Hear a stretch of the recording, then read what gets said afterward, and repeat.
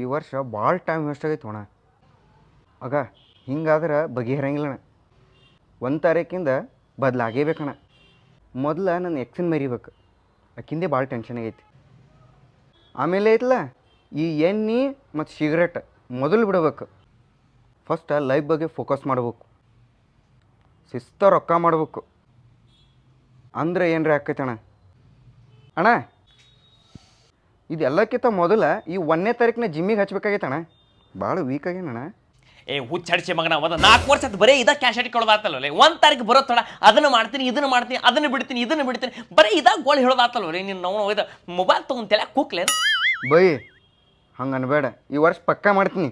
ಏ ಚಪರಾಶಿ, ನೀನು ನಾವು ಹೋದ ವರ್ಷ ಹಿಂಗೆ ಅಂದಿದ್ದಿ. ಈ ವರ್ಷ ಏನು ಮಾಡ್ದಿಲ್ಲ ನೀ? ಏನು ಮಾಡಿದೆ ಈ ವರ್ಷ?